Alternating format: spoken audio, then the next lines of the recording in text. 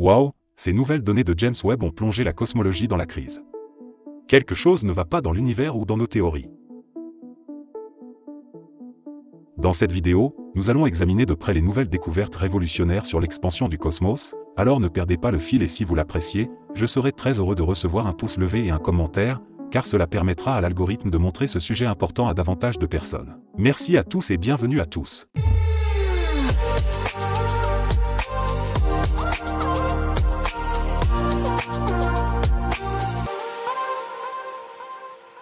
Le monde de la cosmologie a été bouleversé il y a plus d'1 an déjà, car depuis, le télescope James Webb observe le cosmos.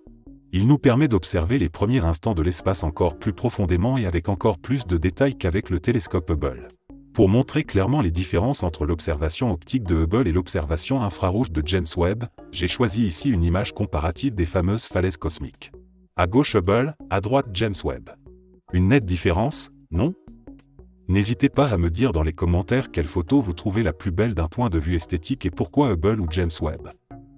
Je suis curieux de savoir ce que pense la majorité d'entre vous. Des données très récentes de James Webb ont encore élargi la crise de la cosmologie. Pour comprendre pourquoi, nous devons d'abord clarifier un concept, la constante de Hubble. Imaginez que le rêve de votre vie soit de devenir physicien. Mais malheureusement, vous avez toujours séché les cours et vous avez été renvoyé de l'université. Maintenant, vous êtes devenu boulanger à la place, c'est aussi un bon travail, mais la passion de la physique ne vous quitte pas tout à fait. C'est pourquoi vous voulez calculer avec précision la vitesse de cuisson de votre gâteau au raisin dans le four. En calculant cette constante d'expansion des pâtes, vous espérez être réadmis à l'université. Voici à peu près comment nous pouvons nous représenter la constante de Hubble. Donc sans pâtisserie. Et aussi sans toute l'histoire de fond. Mais à part ça, c'est pareil. Car la constante de Hubble décrit la vitesse à laquelle l'univers est en expansion et est donc d'une importance fondamentale pour notre conception de l'espace et du temps. Edwin Hubble, le célèbre astronome américain qui a donné son nom au télescope Hubble, a contribué de manière décisive au développement de l'idée d'un cosmos en expansion. Dans les années 20, il a observé que la plupart des galaxies s'éloignaient de nous. Cette observation a conduit à la formulation de la loi de Hubble. Celle-ci stipule que la vitesse à laquelle une galaxie s'éloigne de nous est proportionnelle à sa distance. Ou comme on dit dans le milieu de la boulangerie, la vitesse à laquelle un raisin sec s'éloigne du centre du gâteau est proportionnelle à la distance qui le sépare du centre du gâteau. Bon, je commence vraiment à avoir faim de gâteau. Miam. Les astronomes utilisent donc la constante de Hubble pour calculer à quelle vitesse l'univers s'étend en mesurant la distance qui les sépare de lointains raisins secs, objets dans l'espace. Et cela nous permet aussi, incroyablement, d'estimer l'âge de l'univers, si nous connaissons la vitesse à laquelle l'univers s'étend et, inversement, si nous remontons le temps jusqu'à ce que tout dans l'univers soit concentré en un seul point. Nous obtenons alors une estimation de l'âge de l'univers. Et le calcul a montré que l'univers a environ 13,8 milliards d'années. Il ne lui reste donc plus que quelques milliards d'années à tenir avant que l'Allemagne ne lui verse une retraite digne de ce nom. Tout cela semble relativement simple. Mais c'est loin d'être le cas. Une ombre noire plane sur la cosmologie, la tension de Hubble. En effet, différentes techniques de calcul de la constante donnent des résultats différents et cette divergence est un grand mystère depuis des années. C'est comme si différents mètres à ruban donnaient des résultats différents pour la taille de l'univers. Ou comme si 3 balances différentes indiquaient que je pèse plus de 100 kg.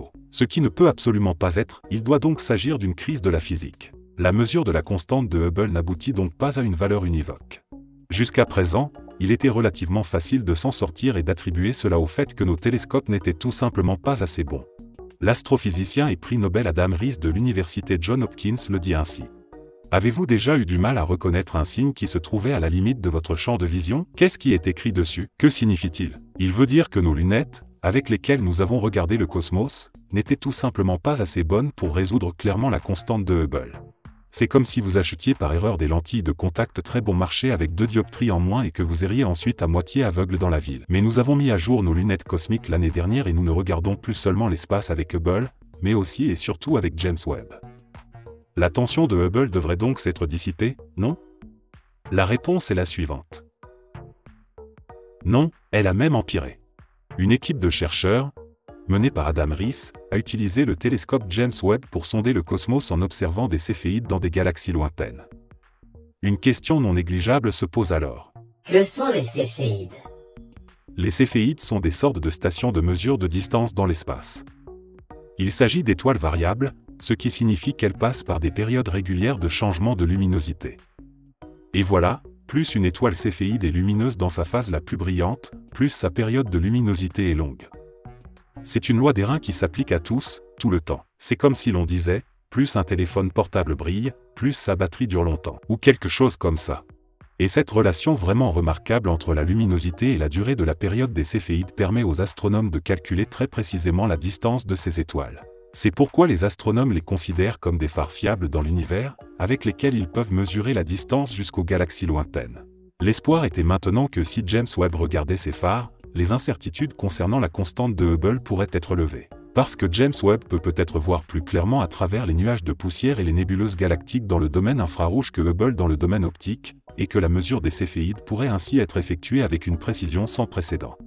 Adam Riess déclare à ce sujet: parce que les céphéides sont si lointaines, elles apparaissent comprimées dans un espace très restreint depuis notre point de vue éloigné, de sorte qu'il nous a manqué la résolution pour les distinguer de leurs voisines sur la ligne de visée. Et le résultat que James Webb vient de livrer a de quoi faire rêver. C'est que les mesures effectuées jusqu'à présent par Hubble étaient correctes. Notre compréhension de la constante de Hubble va fondamentalement dans la bonne direction, c'est-à-dire que le cosmos s'étend. Et ce, de plus en plus vite. Mais la tension de Hubble, les contradictions dans les mesures, demeurent. J'entends déjà certains d'entre vous crier au scandale. Donc rien de nouveau n'a été mesuré? Alors pourquoi fais-tu une vidéo, mec? Parce qu'à y regarder de plus près, ces résultats sont intéressants. Ils montrent en effet que la tension de Hubble ne s'explique pas du tout par le fait que nos lunettes cosmiques étaient trop mauvaises. Autrement dit, que nous ne pouvions pas seulement regarder assez bien. Cela montre que la tension de Hubble est réelle et que quelque chose ne peut définitivement pas aller avec notre compréhension de l'expansion cosmique. Adam Riess déclare ainsi. Ainsi, les possibilités les plus intéressantes restent sur la table et le mystère de la tension s'approfondit. La possibilité la plus excitante est que la tension soit un indice de quelque chose qui nous manque dans notre compréhension du cosmos. Mais quoi? Qu'est-ce qui nous échappe? Quelle est la pièce du puzzle dont nous aurions besoin pour trouver une valeur unique pour l'expansion du cosmos? Hubble et James Webb étant parvenus au même résultat, nous pouvons sans doute exclure les erreurs de mesure. Restent, comme l'a dit Adam Riess, les possibilités vraiment intéressantes. Il y en a deux en particulier. Premièrement, l'énergie noire.